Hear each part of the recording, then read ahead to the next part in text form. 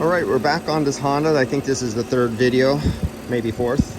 And so I just recharged it. It is YF refrigerant. It does take 625 grams of refrigerant to fill it up if this Apple will ever focus.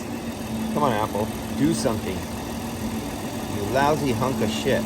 There you go. All right, so 625 grams. It's 84 degrees out right now.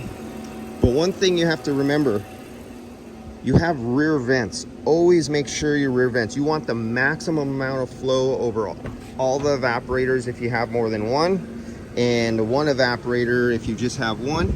But make sure your vents are, you see how the vent goes back and forth?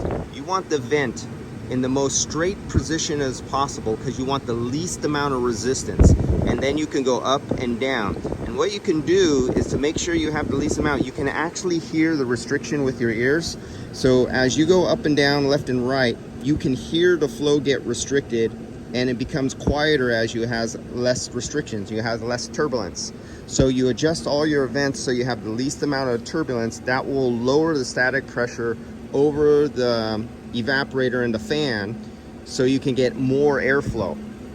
And then you come to the back. These ones have rear door pillars, so you get the ones in the back, and I had to make sure these were open because one was closed, one was open. And on this model you have another one all the way in the back here for the passengers back here, and that one was closed. This one is open, so I went back and I opened this.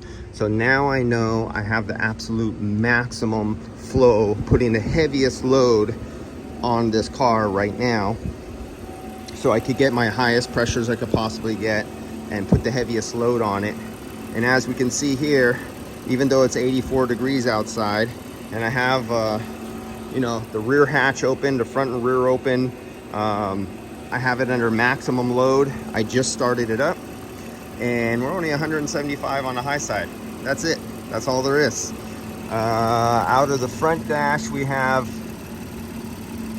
57 degrees coming out of the front dash, and that's under its maximum load at 84 degrees with all the hatches and everything open. So now I'm going to close the doors and hatches. I'm going to minimize the load, and we're going to see where we can get down from that 57 degrees. I want to see what the lowest cabin temperature is after it cycles and stays on for 10 or 15 minutes.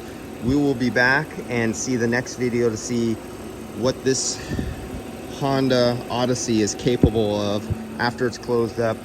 It's just not in a sun load, unfortunately. It should be out in the sun when you want to do a maximum test. And so let's close it up, and I'll be back on the next video.